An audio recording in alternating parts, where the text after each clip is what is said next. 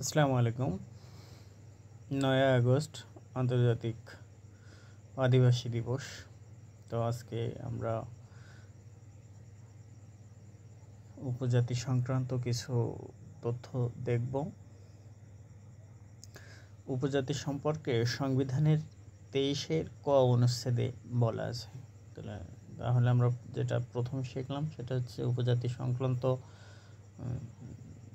সংবিধানের বিধান হচ্ছে 23-এর ক অনুচ্ছেদে রাষ্ট্রে বিভিন্ন উপজাতি, ক্ষুদ্র জাতিসত্তা, নৃগোষ্ঠী ও সম্প্রদায়ের অন্যান্য আঞ্চলিক সংস্কৃতি ও ঐতিহ্য সংরক্ষণ, উন্নয়ন ও বিকাশে ব্যবস্থা গ্রহণ করিবে।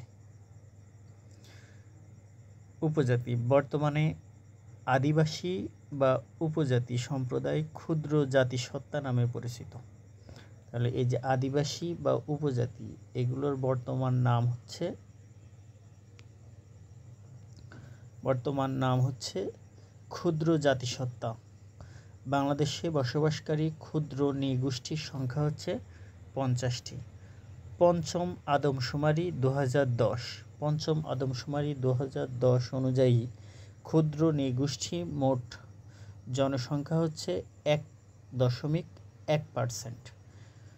সংখ্যায় বৃহত্তম উপজাতি গোষ্ঠী হচ্ছে চাকমা, দ্বিতীয় হচ্ছে মারমা, তৃতীয় হচ্ছে সাঁওতাল। সমতলে বৃহত্তম আদিবাসী গোষ্ঠী হচ্ছে সাঁওতাল। দেখেন, সাঁওতাল সমতলে বৃহত্তম আদিগোষ্ঠী হচ্ছে সাঁওতাল, আর সবচেয়ে বেশি হচ্ছে চাকমা। আমরা উপজাতি মানেই সবাই চাকমা জিনিসটা জানি, সেজন্য চাকমা হচ্ছে সবচেয়ে বেশি, তারপরে হচ্ছে মারমা। চাকমা, মারমা, তারপর হচ্ছে সাঁওতাল। চাকমা, মারমা, সাঁওতাল। বাংলাদেশে বসবাসকারী ক্ষুদ্র নৃগোষ্ঠীর সংখ্যা 50টি আমরা জেনেছি। আমরা তাদের ভাষা, 50টা উপজাতি থাকলেও তাদের ভাষা হচ্ছে 32টি।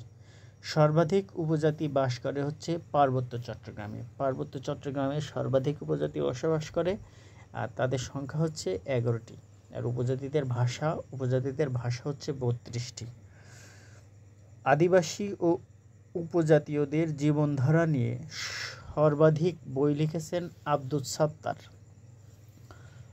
অরণ্য জনপদে, অরণ্য সংস্কৃতি, এগুলো সব হচ্ছে উপজাতিদের সম্পর্কে লেখা। তাহলে আদিবাসী ও উপজাতিদের জীবনধারা নিয়ে সর্বাধিক বই লিখেছে হচ্ছে আব্দুস সাত্তার। আদিবাসী ও উপজাতিদের জীবনধারা নিয়ে সর্বাধিক বই লিখেছে হচ্ছে আব্দুস সাত্তার। তার দুইটা বই হচ্ছে অরণ্য জনপদে, অরণ্য সংস্কৃতি। আব্দুস সাত্তার উপজাতি সম্পর্কে লিখেছে। সবচেয়ে কম অধিবাসী উপজাতি হচ্ছে খুমি ও চক। সবচেয়ে কম আদিবাসীর উপজাতি হচ্ছে খুমি ও চক। বহুপতি গ্রহণকারী উপজাতি হচ্ছে টোডা। পতি হচ্ছে স্বামী, বহুপতি যেটায় থাকে সেটা হচ্ছে আপনার টোডা। ঢাকা শহরের তেজগাঁও এলাকায় একসময় যে উপজাতি গোষ্ঠীর সংখ্যাধিক্য ছিল সেটা হচ্ছে মণিপুরী। তাহলে তেজগাঁও এলাকায় যে উপজাতিরা ছিল তাদের নাম হচ্ছে মণিপুরী। প্রকৃতির পূজারী উপজাতি হচ্ছে মুন্ডা ও রাজারা প্রকৃত প্রেমী হয়, এভাবে মনে রাখা যেতে পারে যে রাজারা প্রকৃত প্রেমী হয়, আর হচ্ছে মুন্ডা। তাহলে প্রকৃত পূজারী হচ্ছে মুন্ডা ও রাজবংশী। বৈষ্ণব ধর্ম বিশ্বাসী উপজাতি হচ্ছে ডালু ও মণিপুরী নিয়ে আমরা একটু আগে দেখলাম যে ঢাকা শহরের তেজগাঁও এলাকায় বসবাস করত। বৈষ্ণব ধর্ম বিশ্বাসী উপজাতি হচ্ছে ডালু ও মণিপুরী। উপজাতিরা বর্ষবরণ উৎসব সামগ্রিকভাবে বলা হয় বৈশাখী। দেখবেন এটা এভাবে মনে রাখা যেতে পারে যে বর্ষবরণ, বর্ষের প্রথমে হচ্ছে বৈশাখ, আর বৈশাখকে বরণ করার উৎসব হচ্ছে বৈশাখী। জাস্ট মনে রাখার জন্য বললাম। বৈশুখ, সাংরাই, বিজুর, আদক্ষ সংক্ষিপ্ত রূপ হচ্ছে বৈশাখী। বৈশুখ, সাংরাই, বিঝুর আদক্ষর বা সংক্ষিপ্ত রূপ হচ্ছে বৈশাখী। তাহলে দেখেন বইতে হচ্ছে কি বৈশুখ, বৈশুখ, দন্ত্য আকারে, এই যে দন্ত্য আকারে সাথে হচ্ছে সাংরাই, তারপর হচ্ছে বিতে হচ্ছে বিঝুর, বৈশুখ সাংরাই বিশুভ, এগুলোকে একত্রে বলা হয় বৈশাবী। বৈশুখ সাংরাই বিঝুর, বৈশুখ সাংরাই বিঝুর, বৈশুখ সাংরাই বিঝুর। লিখিত বর্ণমালা নেই সাঁওতাল উপজাতির।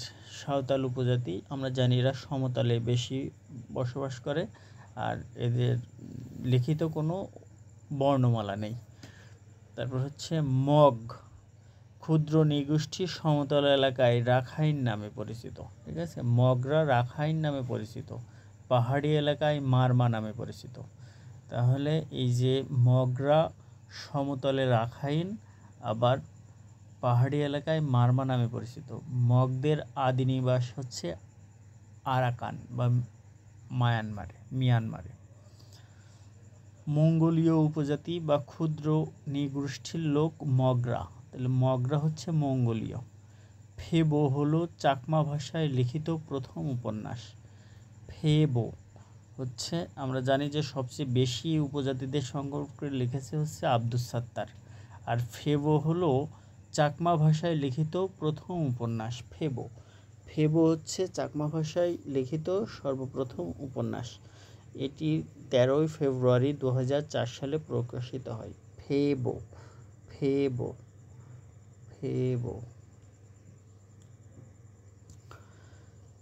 যে উপজাতি বা ক্ষুদ্র নৃগোষ্ঠী মুসলমান সেটা হচ্ছে পাঙ্গন। আমরা জানি পাঙ্গনরা যে ভাষায় কথা বলে সেটা হচ্ছে মৈতি মণিপুরীদের ভাষা। যে উপজাতিদের মধ্যে বিবাহ বিচ্ছেদ বা বহু বিবাহ বা বিবাহ বিধান প্রচলন রয়েছে সেটা হচ্ছে হাজং। যে উপজাতিদের মধ্যে বিবাহ বিচ্ছেদ, বহু বিবাহ বিধবা বিবাহের প্রচলন আছে সেটা হচ্ছে হাজং। দেখেন হাজং, মনে করেন এটা হাজিরা হচ্ছে একটু ভালো স্বভাবের হয়, এদের ভিতরে বিবাহ বিচ্ছেদ হয়। আর মুসলমানদের ভিতরে যেমন একাধিক বিয়ের প্রচলন আছে তেমন বহু বিবাহ আছে, আর বিধবাদেরও বিবাহ আছে মুসলমানদের। এটা হাজি এভাবে মনে রাখতে পারেন জাস্ট। জলকেলি উৎসব পালন করা হচ্ছে রাখাইনরা। রাখাইনদের সবচেয়ে বড় ধর্মীয় উৎসব হচ্ছে বৌদ্ধ পূর্ণিমা আর জলকেরি হচ্ছে রাখাইনদের। মণিপুরি নাচ হচ্ছে সিলেটে গারোদের ঐতিহ্যবাহী চাষ পদ্ধতি হচ্ছে জুম চাষ। তাহলে গারোদের ঐতিহ্যবাহী চাষ পদ্ধতি হচ্ছে জুম চাষ। গারোদের আমরা জানি যে পাহাড়ি অঞ্চলে যে চাষগুলো করা হয় তাকে জুম চাষ বলা হয়। গারোদের ভাষায় স্থানীয় নাম হচ্ছে মান্দি। গারো উপজাতির প্রকৃত নাম মান্দি। বাংলাদেশের মাতৃতান্ত্রিক বিষয়টা হচ্ছে যে যারা হচ্ছে মাতৃপ্রধান সেটা হচ্ছে খাসিয়া আর গারো। এটা হচ্ছে মাতৃপ্রধান, খাসিয়া গারো।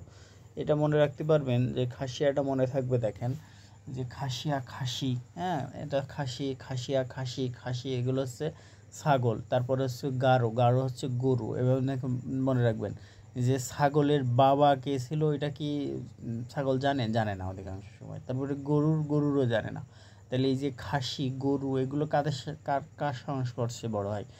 গরু খাসি এগুলো হচ্ছে আপনার মায়ের কাছে থাকে, মানে গাভীর কাছে থাকে, ছাগির কাছে থাকে। সেজন্য এই যে খাসিয়া গারো এটা হচ্ছে মাতৃতান্ত্রিক, এভাবে মনে রাখতে পারেন জাস্ট। বাংলাদেশের একমাত্র প্রথম উপজাতি প্রধান বিচারপতি ছিলেন হচ্ছে সুরেন্দ্র কুমার সিনহা। বাংলাদেশের প্রথম উপজাতি বিচারপতি সুরেন্দ্র কুমার সিনহা। সবচেয়ে উঁচু গ্রাম হচ্ছে পাশিংপাড়া। অবস্থান হচ্ছে কেউক্রডাং। বসবাস হচ্ছে মুরংদের। সবচেয়ে উঁচু জায়গা হচ্ছে কেউক্রডাং, এটা হচ্ছে পাশিংপাড়া আর হচ্ছে মুরংদের। বাংলাদেশে নেই এমন উপজাতি সংখ্যা হয় আপনারা কিছু জেনে রাখতে পারেন। এটা হচ্ছে ককেশীয় জুলু, নাগা, মুর, শেরপা, নিগ্রো, আফ্রিদি। এগুলো বাংলাদেশে নেই। আমরা উপজাতিদের অবস্থান দেখতে পারি।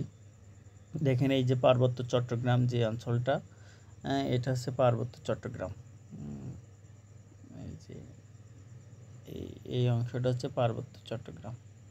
ঠিক আছে, এখানে দেখেন এখানে সবচেয়ে বেশি বসবাস করে, সবচেয়ে বেশি বসবাস করার মধ্যে রয়েছে দেখেন এই চট্টগ্রামের ভিতরে চাকমা, মারমা এসবগুলো আছে। তারপরে এই যে অংশটা আমরা দেখতে পাচ্ছি, এই অংশটা হচ্ছে সিলেট অংশ, সিলেট, ময়মনসিংহ, নেত্রকোনা, সুনামগঞ্জ, সিলেট, মৌলভীবাজারের বসবাস। তারপরে দেখেন এই যে রংপুরের অঞ্চল, এটা এই যে এটা হচ্ছে রংপুর, রাজশাহী, চাঁপাইনবাবগঞ্জে কিছু আছে। তারপরে আমরা এই যে সুন্দরবন এলাকায় কিছু দেখছি, পটুয়াখালীতে এটা।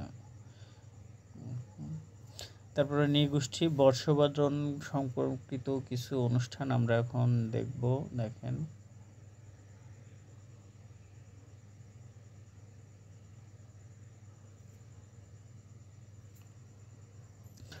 মারমা হচ্ছে সাংরাই, হ্যাঁ, নৃগোষ্ঠী মারমাদের উৎসব হচ্ছে সাংরাই। চাকমা বিজু, চাকমা বিজু ত্রিপুরারা বৈশুখ, হ্যাঁ, ত্রিপুরাদের খুব সুখ, সেগুলো হচ্ছে বৈশুখ।